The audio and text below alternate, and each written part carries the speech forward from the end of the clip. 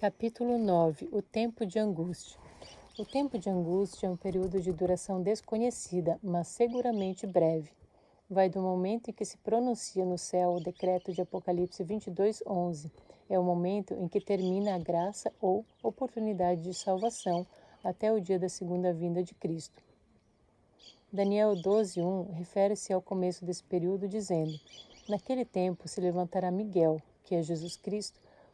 Jesus dá por terminada sua obra intercessora, despoja-se de suas vestimentas sacerdotais, sai do santuário e enverga o seu manto real. Nesse momento, todas as profecias se terão cumprido, e o Evangelho terá sido pregado em todo o mundo. Já terá ocorrido a sacudidura, bem como o selamento, e a chuva serôdia terá descido. Durante o tempo de angústia, caem as 7 pragas que castigam terrivelmente os impenitentes, mas não causam dano aos filhos de Deus. Os 4 anjos já terão liberado os ventos das paixões humanas, e grandes calamidades angustiam os homens. As pragas caem sem mistura de misericórdia da parte de Deus e sem a restrição do seu espírito, que terá sido retirado da terra. A perseguição que terá tido começo durante o tempo de graça com a imposição da legislação dominical chegará a seu máximo grau durante o tempo de angústia com a publicação do decreto de morte. Este, porém, não chegará a materializar-se, porque no vencimento de seu prazo Deus libertará o seu povo em meio a tremendas manifestações dos elementos da natureza e manifestações pavorosas de sua ira. Sob as 6ª e 7ª pragas ocorrerá o Armagedon, que acarretará tumultos e derramamento de sangue. Conquanto os fiéis não sofram as pragas, sendo maravilhosamente alimentados, guardados e protegidos, passarão ainda assim por terrível prova. Primeiro, angústia física pela perseguição que os obrigará a fugir de todos os centros povoados. Segundo, angústia mental pela profunda preocupação que sentem quanto ao perdão de seus pecados. Mas, em virtude de haverem feito completa confissão e limpeza do pecado antes de fim do tempo da graça, receberão por fim paz e descanso em meio à confusão e luta. Dentro do grande tempo de angústia há um tempo menor incluso que se denomina tempo de angústia de Jacó. Este período estende-se da promulgação do decreto de morte, e isto uma vez que as pragas tenham começado a cair, até o libertamento. Só os que tiverem recebido o refrigério e sido selados estarão em condições de passar seguros por essa hora tormentosa, permanecendo em pé para receber com júbilo indescritível o Senhor Jesus em sua segunda vinda. O tempo de angústia, durante o qual não haverá mediador nem perdão do pecado e que já está a ponto de começar, requer séria preparação da vida e do coração. Fim do tempo da graça. Eis que venho como vem o ladrão. Bem-aventurado aquele que vigia e guarda suas vestes, para não andar nu e não se vejam as suas vergonhas. Apocalipse 16:15. Essa passagem se aplica particularmente à forma surpreendente em que virá o juízo investigativo e o término do tempo da graça. A esse momento especial se refere também a profecia de Daniel, quando diz: e naquele tempo se levantará Miguel, o grande príncipe, que se levanta pelos filhos do teu povo, e haverá um tempo de angústia qual nunca houve, desde que houve nação até aquele tempo. Mas naquele tempo livrar-se-á o teu povo, todo aquele que se achar escrito no livro. Quando esse momento chegar, a sorte de cada pessoa ficará definitivamente fixada, sem possibilidade de mudança alguma, pois é proclamado o seguinte decreto: quem é injusto, faça injustiça ainda, e quem está sujo, suje-se ainda. E quem é justo, faça justiça ainda, e quem é santo, seja santificado ainda. E eis que cedo venho, e o meu galardão está comigo para dar a cada um segundo a sua obra. Jesus, nosso sumo pontífice, que hoje ainda intercede por nós no santuário celestial, finalizará sua obra mediadora e sacerdotal. E o anjo tomou o incensário, o encheu do fogo do altar e o lançou sobre a terra. E houve depois vozes e trovões e relâmpagos e terremotos. Então vi Jesus, que havia estado a ministrar diante da arca, a qual contém os 10 mandamentos, lançar o incensário. Levantou as mãos e com grande voz disse: está feito. Quando a obra de investigação se encerrar, examinados e decididos os casos dos que em todos os séculos professaram ser seguidores de Cristo, então e somente então se encerrará o tempo da graça, fechando-se a porta da misericórdia. Assim, esta breve sentença, as que estavam preparadas entraram com ele para as bodas e fechou-se a porta, nos conduz através do ministério final do Salvador ao tempo em que se completará a grande obra para a salvação do homem. Silenciosamente despercebida como o ladrão à meia-noite, virá a hora decisiva que determina o destino de cada homem, sendo retraída para sempre a oferta de misericórdia ao homem culpado. O anjo que volta da terra anuncia que a sua obra está feita, o mundo foi submetido à prova final, e todos os que se mostraram fiéis aos preceitos divinos receberam o selo do Deus vivo. Cessa então Jesus de interceder no santuário celestial. Levanta as mãos e com grande voz diz, está feito. E toda a hoste angélica depõe suas coroas ao fazer ele o solene aviso. Quem é injusto, faça injustiça ainda.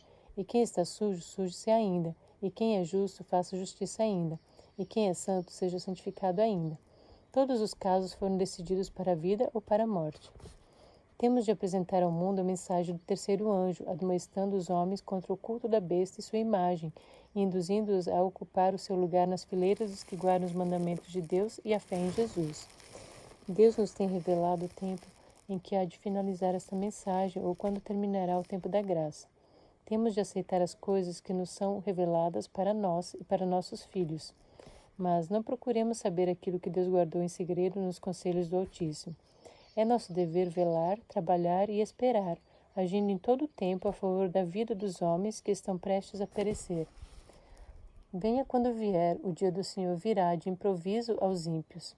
Correndo a vida sua rotina invariável, encontrando-se os homens absortos nos prazeres, negócios, comércio e ambição de ganho, estando os dirigentes do mundo religioso a engrandecer o progresso e as vantagens do mundo, e achando-se o povo embalado em uma falsa segurança, então, como o ladrão à meia-noite rouba na casa que não é guardada, sobrevirá repentina destruição aos descuidados e ímpios, e de nenhum modo escaparão.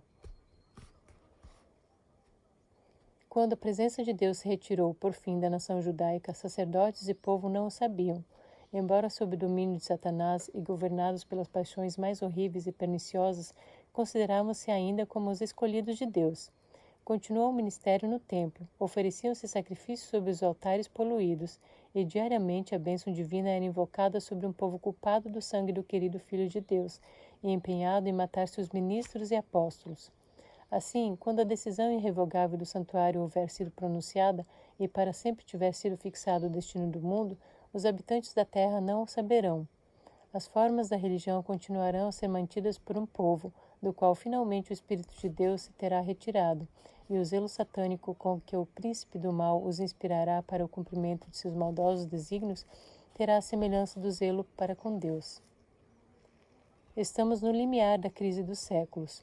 O anjo de misericórdia não pode ficar muito tempo mais a proteger o impenitente.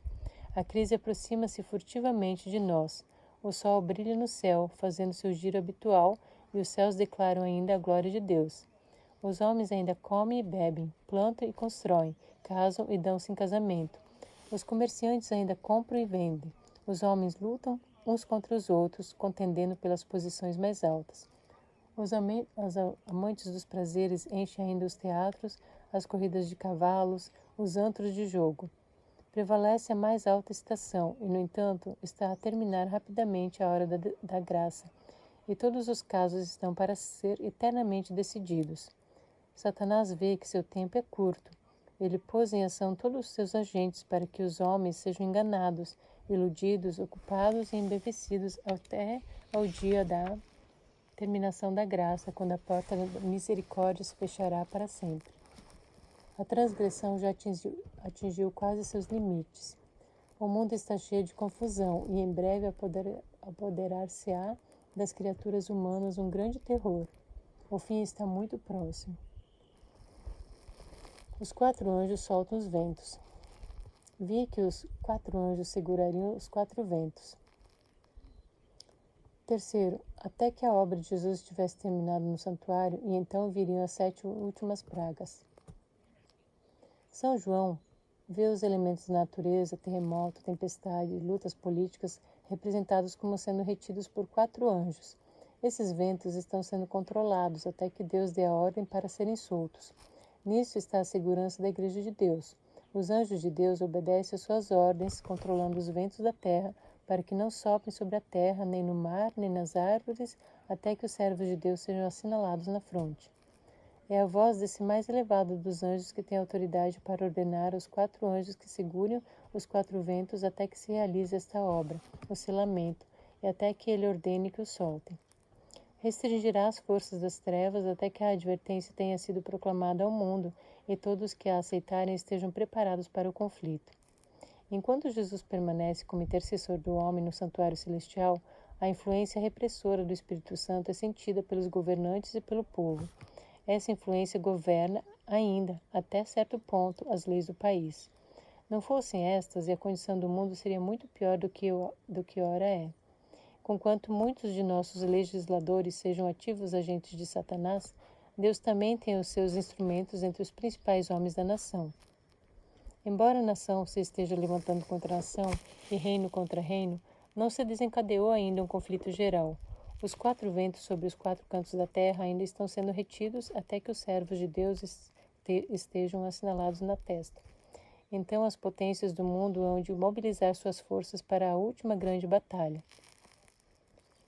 Retirando-se Jesus do lugar santíssimo, ouviu o tilintar das campainhas sobre suas vestes e, ao sair ele, uma nuvem de trevas cobriu os habitantes da terra. Não havia então mediador entre o homem culpado e Deus que fora ofendido. Enquanto Jesus permanecera entre Deus e o homem culposo, achava-se o povo sob repressão. Quando, porém, ele saiu de entre o homem e o Pai, essa restrição foi removida, e Satanás teve completo domínio sobre os que, afinal, não se arrependeram. O apóstolo João ouviu em visão uma grande voz no céu, exclamando: Ai dos que habitam na terra e no mar, porque o diabo desceu a vós e tem grande ira, sabendo que já tem pouco tempo.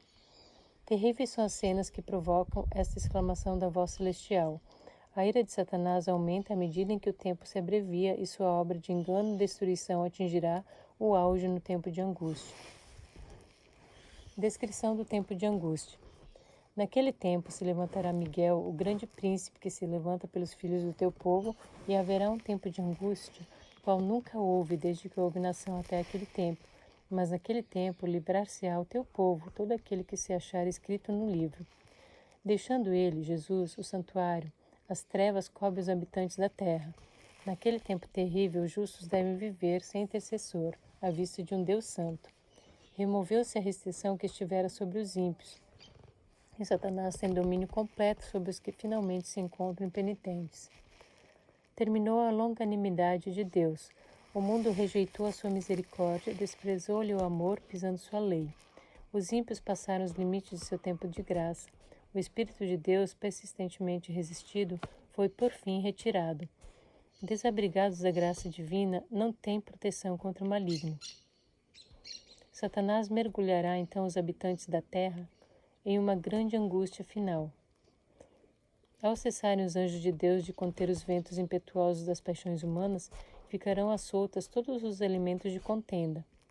O mundo inteiro se envolverá em ruína mais terrível do que a que sobreveio a Jerusalém na antiguidade.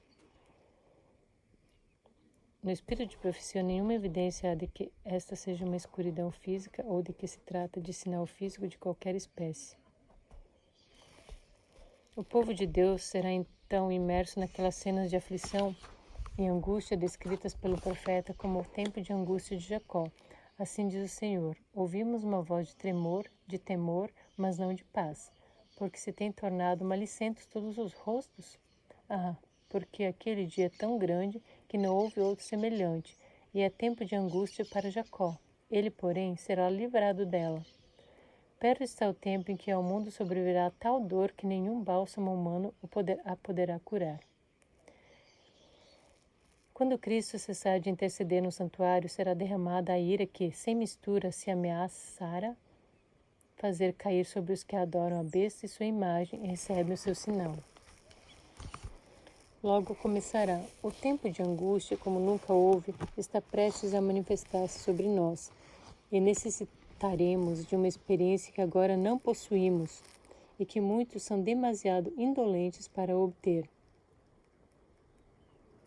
O mundo está agitado pelo espírito de guerra. A profecia do capítulo 11 de Daniel atingiu quase o seu cumprimento completo. Logo se darão as cenas de perturbação das quais falam as profecias. Como a aproximação dos exércitos romanos foi um sinal para os discípulos da iminente destruição de Jerusalém, assim essa apostasia, a legislação dominical, a tríplice aliança e o repúdio aos princípios da Constituição norte-americana será para nós um sinal de que o limite da paciência de Deus está atingido, que as nações, Estados Unidos da América, encheram a medida de sua iniquidade e o anjo da graça está a ponto de dobrar as asas e partir dessa terra para não mais tornar. O tempo de angústia de Jacó. Vi que os 4 anjos segurariam os 4 ventos até que a obra de Jesus estivesse terminada no santuário, e então viriam as 7 últimas pragas.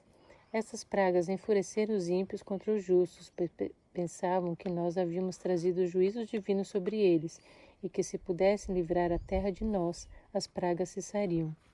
Saiu um decreto para se matarem os santos, o que fez com que estes clamassem dia e noite por livramento. Este foi o tempo de angústia de Jacó. Então todos os santos clamaram com angústia de espírito e alcançaram livramento pela voz de Deus.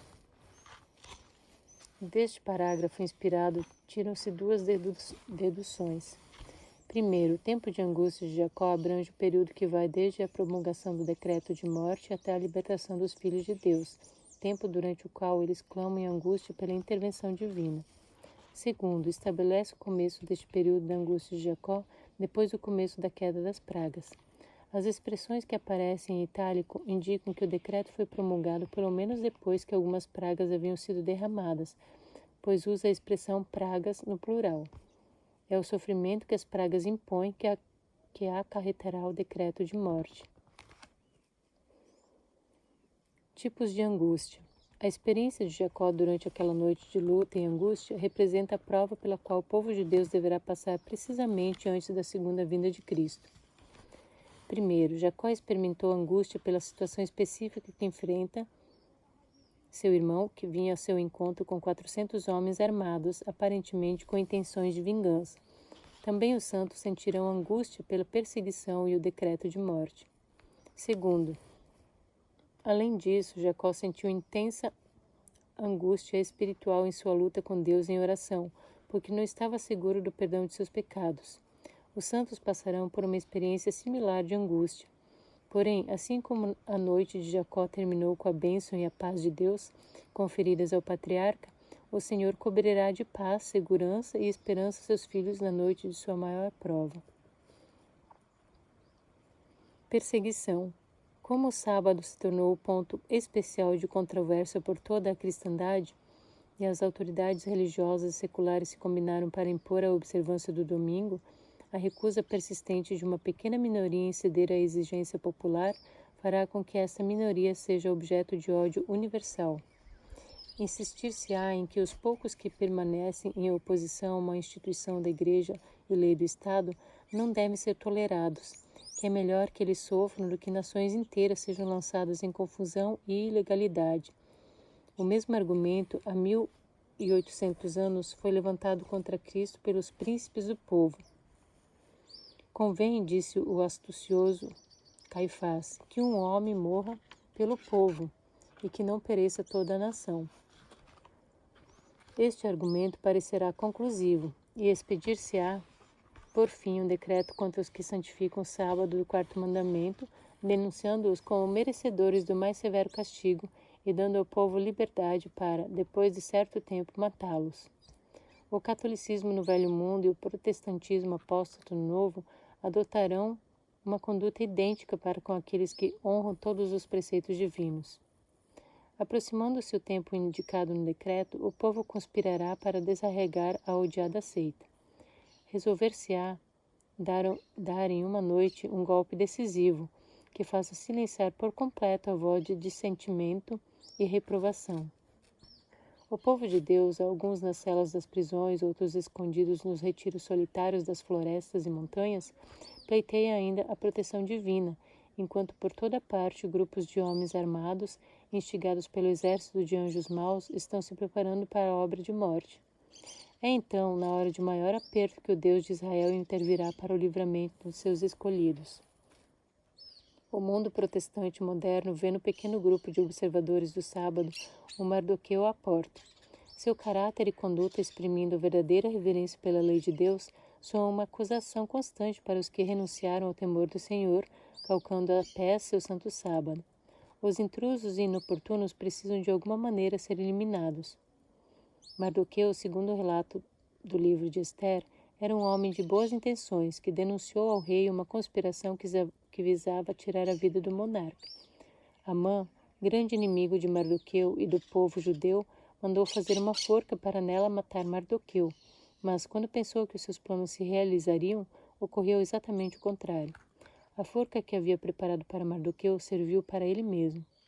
O decreto para matar os judeus foi anulado e voltado contra os inimigos deles. Assim também ocorrerá nos últimos dias da história. Os inimigos da verdade procurarão destruir os que guardam os mandamentos de Deus, porém o Senhor intervirá e liberará o seu povo, e os inimigos serão destruídos com suas próprias armas.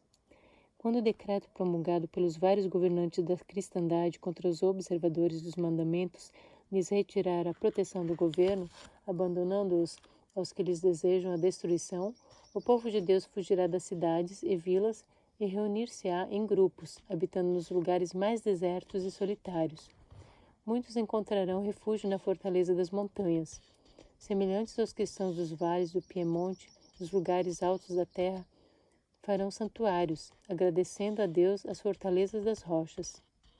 Muitos, porém, de todas as nações e de todas as classes, elevadas e humildes, ricos e pobres, negros e brancos, serão arrojados na escravidão mais injusta e cruel.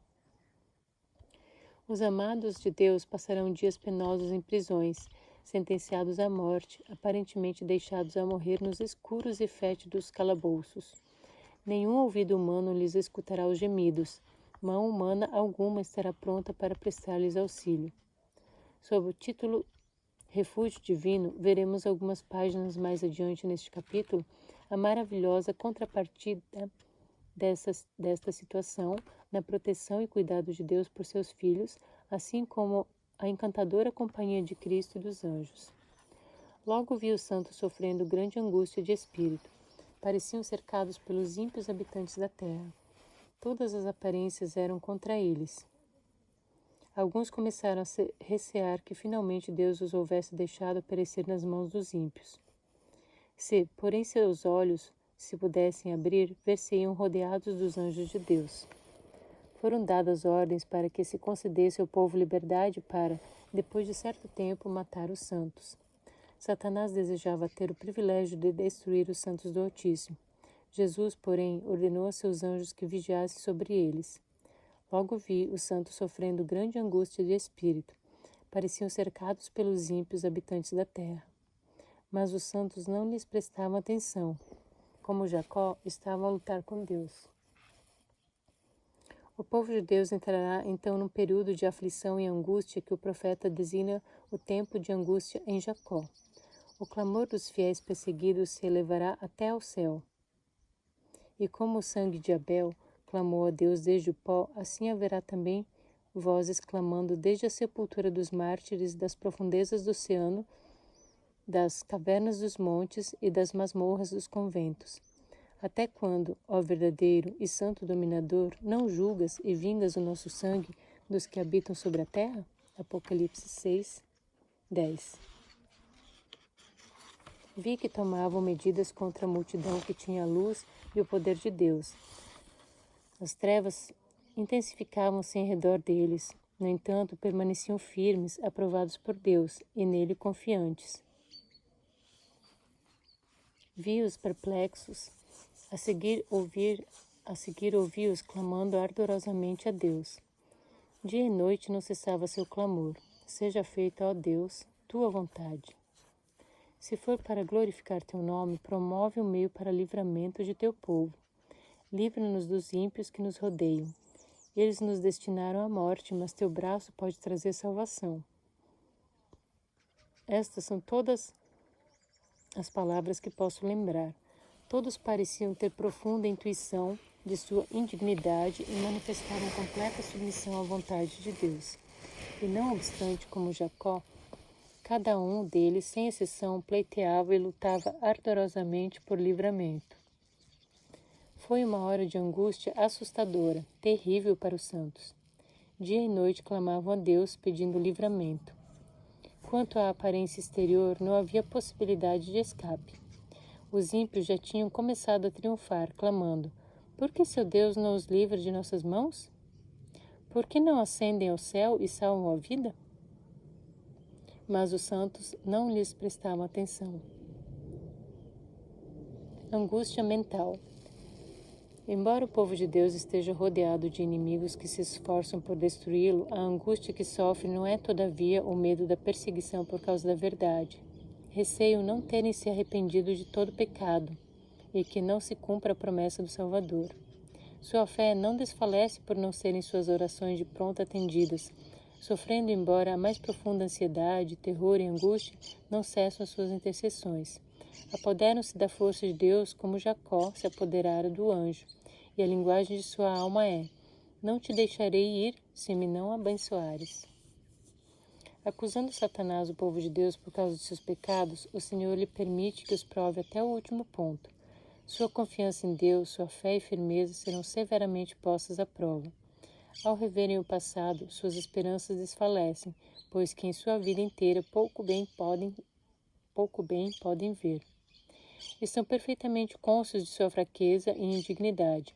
Satanás se esforça por aterrorizá-los com o pensamento de que seus casos não dão margem à esperança, que a mancha de seu aviltamento jamais será lavada. Espera destruir-lhes a fé de tal maneira que cedam às suas tentações, desviando-se de sua fidelidade para com Deus. Se Jacó não se houvesse primeiro arrependido de seu pecado de obter pela fraude o direito de primogenitura, Deus não lhe teria ouvido a oração, preservando-lhe misericordiosamente a vida. Semelhantemente, no tempo de angústia, se o povo de Deus tivesse pecados não confessados que surgissem diante deles, enquanto torturados pelo temor e angústia, seriam vencidos.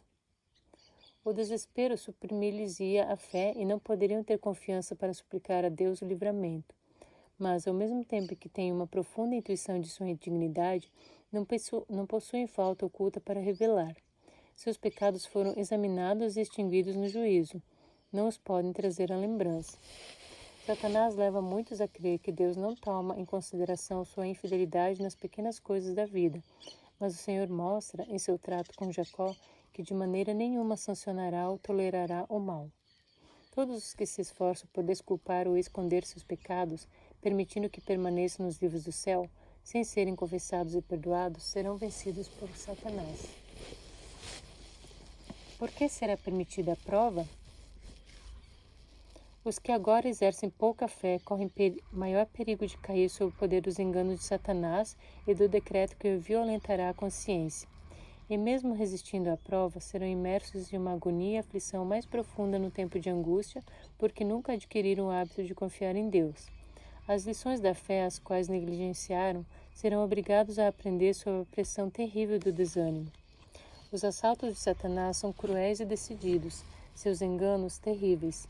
Mas os olhos do Senhor estão sobre o seu povo, e seu ouvido escuta-lhes os clamores. Sua aflição é grande, as chamas da fornalha parecem prestes a consumi-los, mas aquele que os refina e purifica os apresentará como ouro provado no fogo. O amor de Deus para com seus filhos durante o período de sua mais intensa prova é tão forte e eterno como nos dias de sua mais radiante prosperidade, mas é necessário passarem pela fornalha de fogo. Sua natureza terrena deve ser consumida para que a imagem de Cristo possa refletir-se perfeitamente.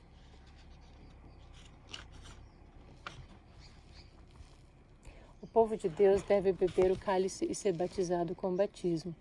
A própria demora para eles tão penosa é a melhor resposta às suas petições. Esforçando-se por esperar confiantemente que o Senhor opere, são levados a exercitar a fé, esperança e paciência, que muito pouco foram exercitadas durante sua experiência religiosa. Os filhos de Deus passam pelo tempo de angústia. Ninguém, a não ser os 144.000, pode aprender aquele canto, pois é o de sua experiência, e nunca ninguém teve experiência semelhante. Estes, tendo sido trasladados da terra dentre os vivos, são tidos como as primícias para Deus e para o Cordeiro. Passaram pelo tempo de angústia, tal como nunca houve desde que houve nação, suportaram a aflição do tempo de angústia de Jacó. Muitos irão ao descanso antes. Muitos irão para o descanso antes que venham as terríveis provas do tempo de angústia sobre o mundo. Essa é outra razão por que devemos dizer, ao terminar nossa fervente súplica: todavia não se faça a minha vontade, mas a tua. Nenhuma provisão material será válida. O Senhor tem me mostrado repetidamente que é contrário à Bíblia fazer qualquer provisão para o tempo de angústia. Vi que se os santos tivessem alimento acumulado por eles no campo no tempo de angústia, quando a espada, a fome e a pestilência estão na terra, seria tomado deles por mãos violentas e estranhos ceifariam seus campos. Foi-me mostrado que é vontade de Deus que os santos se libertem de todo embaraço antes que venha o tempo de angústia e façam concerto com Deus mediante sacrifício. Se eles puserem sua propriedade no altar do sacrifício e fervorosamente inquirirem de Deus quanto ao seu dever, ele lhes ensinará sobre quando dispor dessas coisas. Então estarão livres no tempo de angústia, sem nenhum estorvo para sobrecarregá-los. Vi também que Deus não requeria que todo o seu povo dispusesse de suas propriedades ao mesmo tempo, mas se desejassem ser ensinados, ele os ensinaria em tempo de necessidade, quando vender e quanto vender. Refúgio divino. Pois ele te livrará do laço do passarinheiro e da peste perniciosa, cobrir-te-á com as suas penas, e sob suas asas estarás seguro. A sua verdade é pavês e escudo. Não te assustarás do terror noturno, nem da seta que voa de dia, nem da peste que se propaga nas trevas, nem da mortandade que assola ao meio-dia. Caiam 1000 ao teu lado e 10.000 à tua direita, tu não serás atingido. Somente com os teus olhos contemplarás e verás o castigo dos ímpios. Pois disseste: o Senhor é o meu refúgio. Fizeste do Altíssimo a tua morada. Nenhum mal te sucederá, praga nenhuma chegará à tua tenda. Deus é o nosso refúgio e fortaleza, socorro bem presente nas tribulações. Portanto, não temeremos, ainda que a terra se transforme e os montes se abalem no seio dos mares. Ainda que as águas tumultuem e espumejem na sua fúria, os montes se estremeçam. Bramam nações, reinos se abalam. Ele faz ouvir a sua voz e a terra se dissolve. O Senhor dos Exércitos está conosco, o Deus de Jacó é o nosso refúgio. Vinde, contemplai as obras do Senhor, que assolações efetuou na terra. Ele põe termo à guerra até os confins do mundo. Quebra o arco e despedaça a lança. Queima os carros no fogo. Ao obediente, porém, é dada a promessa. Este habitará nas alturas, as fortalezas das rochas serão o seu alto refúgio. O seu pão lhe será dado, as suas águas serão certas. Por essa promessa viverão os filhos de Deus. Quando a terra estiver assolada pela fome, serão alimentados. Não serão envergonhados nos dias maus e nos dias de fome se fartarão. Daquele tempo de angústia prediz o profeta Abacuque, e suas palavras exprimem a fé da igreja. Porquanto, ainda que a figueira não floresça, nem haja fruto na vide, o produto da oliveira minta e os campos não produzam mantimento, as ovelhas da malhada sejam arrebatadas e nos currais não haja vacas, todavia eu me alegrarei no Senhor, exultarei no Deus da minha salvação. O povo de Deus não estará livre de sofrimento, mas conquanto perseguidos e angustiados, conquanto suportem privações e sofram pela falta de alimento, não serão abandonados a perecer. O Deus que cuidou de Elias, então não desamparará nenhum de seus abnegados filhos. Aquele que conta os cabelos de sua cabeça, deles cuidará, e no tempo de fome serão alimentados. Vi os santos deixarem as cidades e vilas, reunirem-se em grupos e viverem nos lugares mais solitários da terra. Anjos lhes proviam alimento e água, enquanto os ímpios estavam a sofrer fome e sede. Vi então os principais homens da terra consultando entre si, e Satanás e seus anjos ocupados em redor deles. Vi um impresso espalhado nas diferentes partes da terra, dando ordens para que se concedesse ao povo liberdade para, depois de certo tempo, matar os santos, a menos que estes renunciassem à sua fé estranha, abandonassem o sábado e guardassem o primeiro dia da semana. Mas nessa hora de provação, os santos estavam calmos e tranquilos, confiando em Deus e descansando em sua promessa de que um meio de livramento lhes seria preparado. Em alguns lugares, antes do tempo para se executar o decreto, os ímpios caíram sobre os santos para os matar, mas anjos, sob a forma de homens de guerra, combatiam por eles. Pareciam os filhos de Deus cercados pelos ímpios habitantes da terra. Todas as aparências eram contra eles. Se, porém, seus olhos se pudessem abrir, ver-se-iam rodeados dos anjos de Deus. Veio em seguida a multidão dos ímpios, cheios de ira, e atrás uma multidão de anjos maus, compelindo os primeiros a matar os santos. Antes que pudessem, porém, aproximar-se do povo de Deus, os ímpios deveriam passar primeiro por essa multidão de anjos poderosos e santos. Isso seria impossível. Os anjos de Deus os estavam fazendo recuar e também fazendo com que os anjos maus que os cercavam de todos os lados caíssem para trás. Foi uma hora de angústia assustadora, terrível para os santos. Dia e noite clamavam a Deus pedindo livramento. Quanto à aparência exterior, não havia possibilidade de escape. Os ímpios já tinham começado a triunfar, clamando: por que seu Deus não os livra de nossas mãos? Por que não ascendem ao céu e salvam a sua vida? Mas os santos não lhes prestavam atenção. Os anjos ansiavam libertá-los, mas deviam esperar um pouco mais. Quase chegara o tempo em que ele, Deus, deveria manifestar seu grande poder e gloriosamente libertar seus santos. Vi que Deus preservara seu povo de maneira maravilhosa durante o tempo de angústia. Como Jesus derramou seu coração em angústia no jardim, eles hão de fervorosamente clamar e angustiar-se dia e noite, pedindo libertação. Sairá o decreto para que eles rejeitem o sábado do quarto mandamento e honrem o primeiro dia ou morram. Eles não cederão, porém, para pisar a pés o sábado do Senhor e honrar uma instituição do papado. O exército de Satanás e homens ímpios os rodearão e exultarão sobre eles, pois parecerá não haver escape para eles. Em meio, porém, de sua orgia e triunfo, ouve-se ribombo após ribombo dos mais estrondosos trovões. Os céus se enegrecem, sendo iluminados apenas pela brilhante luz e a terrível glória do céu, ao fazer Deus soar sua voz desde sua santa habitação. Em meio do tempo de angústia, angústia como nunca houve desde que houve nação, seus escolhidos ficarão firmes. Satanás, com todas as forças do mal, não poderão destruir o mais fraco dos santos de Deus. Anjos magníficos em poder os protegerão, e em favor deles, Jeová se revelará como Deus dos deuses, capaz de salvar perfeitamente os que nele puseram a sua confiança. Enquanto os ímpios estão a morrer de fome e pestilências, os anjos protegerão os justos, suprindo-lhes as necessidades. Para aquele que anda em justiça, é esta a promessa: o seu pão lhe será dado, as suas águas serão certas. Os aflitos e necessitados buscam águas, e não as há, e a sua língua se seca de sede. Mas eu, o Senhor, os ouvirei. Eu, Deus de Israel, os não desampararei. A hora mais escura da luta da igreja com os poderes do mal é a que imediatamente precede o dia do seu livramento final.